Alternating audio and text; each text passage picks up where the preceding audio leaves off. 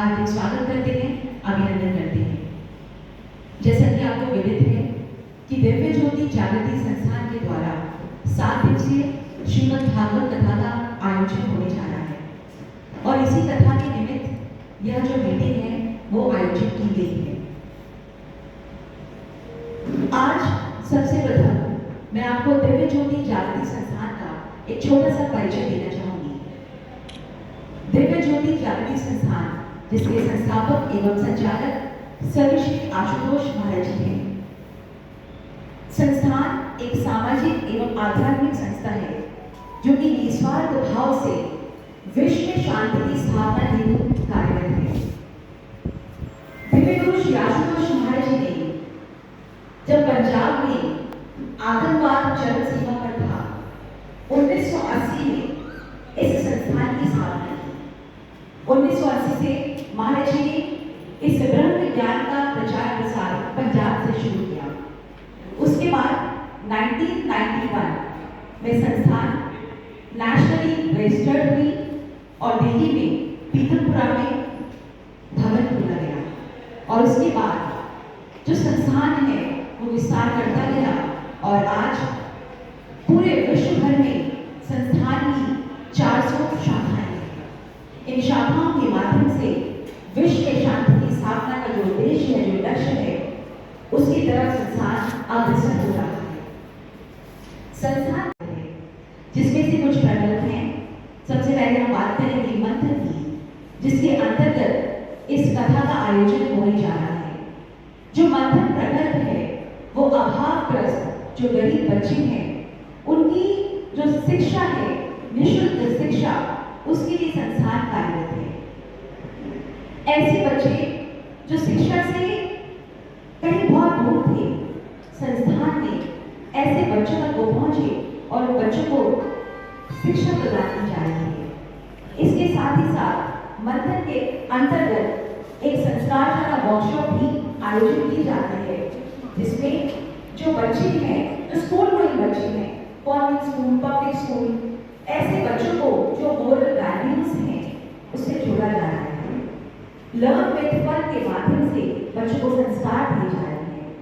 इसके बाद हमारे एक और प्रकल्प है अंतर्दृष्टि, जहाँ पे जो नेत्रहीन भाई बहन हैं उनको एक प्लेटफॉर्म दिया गया है और उस प्लेटफॉर्म के माध्यम से वो जो अपना लाइवलीहुड है वो खुद अर्न करते हैं। कि दिव्य ज्योति जागृति संस्थान, ये मिशन एक्चुअल में क्या है? आपने नाम अगर पढ़ा होगा या अभी सुना तो दिव्य ज्योति जागृति संस्थान, ये वो ऑर्गेनाइजेशन है, ये वो संस्थान है जो उस दिव्य ज्योति को हर घट में प्रकट कर दिखाती है ना। ये वो संस्थान है, ये वो मिशन है और इसके संस्थापक है सर्वश्री आशुतोष जी महाराज जी, जिनका स्वरूप भी आप सामने फ्लैक्स पे देख रहे हो ना। और बताया कि किस किस तरह से प्रोग्राम्स यहाँ पर किए जाते हैं या सोशल प्रोजेक्ट्स भी यहाँ पर किए जाते हैं। अंदर से जागृत करते हैं सर्वश्री आशुतोष जी महाराज जी, केवल बाहर की बातें नहीं। यदि कथा व्यास साध्वी सुश्री आस्था भारती जी है ना, ये कथावाचिका है, ये आएंगे और आप खुद देखेंगे, आप खुद सुनेंगे तो आपको पता चलेगा ये केवल बातें नहीं हैं, केवल बातें नहीं बता के जाएंगे है ना, वो क्रांति आपके अंदर छेड़ के जाएंगे। ठीक है ना, अगर कोई तैयार है इस चीज के लिए तो इसलिए आपने तो जागना है, औरों को जगाना है। इस कथा में हम आप लोगों को यहाँ बुलाने का यही उद्देश्य है कि आप आए। आप जिस भी सोसाइटी से यहाँ पर आए हैं, आपका सबसे पहला कर्तव्य बनता है, आपकी ड्यूटी ये है कि मुझे मैसेज मिला, मैं सोसाइटी के एक एक व्यक्ति को मैसेज दूंगा, एक एक व्यक्ति को वहां लेकर आऊंगा, है ना। ये आपने करना है, ठीक है ना। और दूसरी बात, इसके निमित्त एक मंगल कलश यात्रा का भी आयोजन किया गया है कथा से पहले, एक दिन पहले 12 अप्रैल को, है ना, 12 अप्रैल को। और उसका टाइम है सुबह 8 बजे का, ठीक है, सुबह 8 बजे का।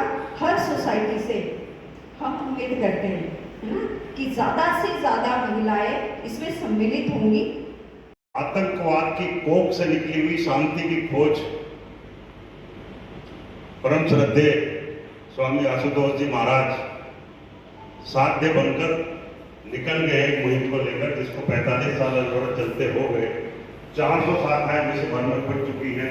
8000 डिवोटेड हमारे जो क्या कहूँ स्वयं सेवक जुड़े हुए हैं। और वो किस लिए भी जुड़े हुए हैं? विश्व में शांति के लिए, उनका निजी कोई काम है। तो परमार्थ की जो बात थी, वो भावनाएं थी, उद्देश्य में झलकती है कि ये जो संस्था बनी है परमार्थ के लिए बनी, अपने लिए नहीं बनी। तो जब परमार्थ के लिए है, पढ़ते रहे बचपन से, परहित सरस धर्म नहीं भरे, पढ़ लेते भूल जाते।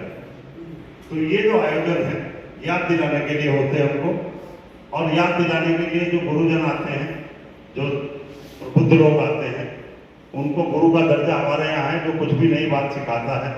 और सभी ने पढ़ा है कि गुरु गोविंद दो खड़े काके लागू पाए, बलिहारी गुरु आपने गोविंद जी को बताया। तो गोविंद से ज्ञान प्राप्त करने के बड़े तरीके होते हैं। कोई किताब पढ़ के ज्ञान प्राप्त करता है, कोई आजकल टीवी में बड़े सारे आस्था चैनल आते हैं, उसको देखकर करता है, और कोई कथा सुन के करता है। कथा कैसी है, इंटरेस्टिंग है या बोरिंग है, ये डिपेंड करता है कथावाचक के ऊपर। जो कथा कैसे सुना रहा है, उसका भाव क्या है, उसका सार क्या है। और ये कथा व्यास आस्था जी भारती जी को कि मैं 2-3 बार सुन चुका हूँ। आप बिलीव कीजिए मेरी बात का, ये जरूर अटेंड कीजिए, आप मंत्रमुग्ध हो जाएंगे। जिस तरह से ये कथा सुनाती है और जिस तरह से सारी चीज़ें समझाती हैं और जिस तरह से सारे फंक्शंस होते हैं, आप जरूर जाइए। आप एक बार जाएंगे, बार बार जाएंगे। हमारी सोसाइटी के सभी सज्जन को मैं नमस्कार करता हूँ। आज से जो लोग आए हुए, ये भक्ति से तो मैं भी जुड़ा हुआ हूँ, लेकिन जो आज माता जी ने जो बताया डायरेक्शन, मैं भी बच्चों को डायरेक्शन देता हूँ, मैं भी सिखाता हूँ, और मोटिवेशनल लेक्चर भी मैं लेता हूँ। लेकिन जो माता जी ने आज मुझे जो डायरेक्शन दिया, वो मैं अभी तक नहीं सिखा। तो थैंक यू माता जी, दीदी जी। आज जो हमने आपसे मैं इंस्पायर्ड हुआ, और definitely will circulate among all people. Thank you. संक्षिप्त में सभी और साथ में मैं सिर्फ एक जो इन्होंने मुहिम छड़ी हुई है, लोगों से उससे एक बात करूँगा। इसकी कही हुई है सर वो बात कि एक बच्चा था, शिक्षक ने कहा भाई शिक्षक को जोड़ के दिखाओ, तो एक बच्चे ने बहुत जल्दी जोड़ दिया। शिक्षक बोले भाई जल्दी कैसे जोड़ दिया? उन्होंने कहा साहब इसके पीछे जो इंसानों की तस्वीर थी, मैं उनको जोड़ता चला गया, बच्चा अपने आप जुड़ गया। तो ये इनका जो प्रयास है, उसके साथ हम पूरी तरीके से हर तरीके से जो सहयोग हमारा होगा। बड़े भाई ने आज कहा तो चल दिया, और आगे भी मैं जुड़ा। प्रथम मैं सभी अतिथिगणों का तहे दिल से धन्यवाद करती हूँ, जो हमारे इतने शॉर्ट नोटिस में, कल हमने देवेंद्र जी ने बैठ के हमारे साथ एक ग्रुप बनाया था, मैं उनका बहुत बहुत धन्यवाद करती हूँ। इस मुहिम की शुरुआत हमको दिशा में दिखाई, क्योंकि हम भी ये प्रयास ग्रेटर नोएडा में पहली बार कर रहे हैं। तो देवेंद्र जी को मैं जब भी बोलती हूँ तो तुरंत उसी समय आकर उन्होंने ये ग्रुप बनाया, और इतने कम नोटिस में आप सब लोग आए, ये धन्यवाद आप सब लोगों का। और आगे भी हम यही चाहेंगे कि आप लोगों का सहयोग हमें चाहिए। देखिए ये कथा आगे ये पहली बार हो रही है, तो इस कथा की जो नींव होगी वो आप लोग होंगे। इस कथा को सुनने के बाद जो यहाँ पर अगली बार के लिए हमें इतना कुछ बोलने की जरूरत ही नहीं होगी। कहते हैं ना कि प्रमाण की जरूरत नहीं है ना, प्रमाण जब एक बार सामने आ जाएगा उसके बाद अगली बार सब स्वतः ही आएंगे। पर आप लोग हमारी कथा की नींव है, आप लोगों ने बढ़ चढ़ के खुद भी करना है और क्योंकि हमने कल ही ये नोटिस सर्कुलेट किया था आज के लिए, तो चाहकर भी कई लोग नहीं आ पाए, उन्होंने हमें सॉरी बोला कि वो बाहर जा चुके हैं क्योंकि 3 दिन की छुट्टी थी। लेकिन जो आप लोग आए, हम आपका तहे दिल से धन्यवाद करते हैं। और आप लोग सब एक दूसरे से जुड़े हुए हैं, RW के प्रेसिडेंट, तो आप सब लोग सहयोग कीजिएगा हम लोगों का। और मैं देवेंद्र नाजरा जी का तो कोई शब्द नहीं है मेरे पास, क्योंकि सुबह से पहले उन्होंने पूजा में थे, सोसाइटी की 9 दिन पूजा होगी, उसके बाद यहाँ खुलवा कर इतने शॉर्ट नोटिस में उन्होंने सब कुछ तैयारी करवाई, और मैंने भी चाय नाश्ते का भी अरेंजमेंट करवा दिया है।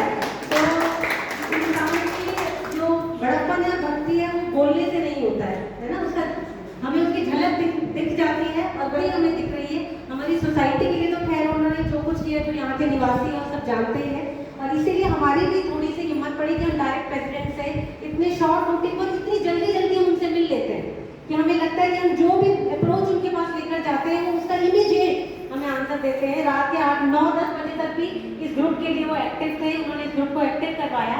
और बाकी तो हमारी आप कथा में आएंगे तो आपको सबको आगे की सब पता ही चल जाएगा। धन्यवाद। और एक चीज़ और आप सबसे रिक्वेस्ट करनी थी कि हम लोग कल से एक संध्या फेरी निकाल रहे हैं हर सोसाइटी में, तो आप सब लोगों से रिक्वेस्ट है कि अपनी सोसाइटी की तो परमिशन हमें दे दीजिएगा, और सब उसमें ही लोगों को कलश यात्रा का भी पता चल जाएगा, क्योंकि अभी हम बहुत सोसाइटियों में पहुंच नहीं पाए, क्योंकि 1-1.5 महीने से हमारा प्रचार शुरू हुआ है। सेक्टर्स में तो हमने सब में कर दिया है। टाइमिंग अभी 5 बजे से हम लोग शुरू करेंगे, 5 से 7 बजे तक। हाँ, हमने जो ग्रुप बनाया है आप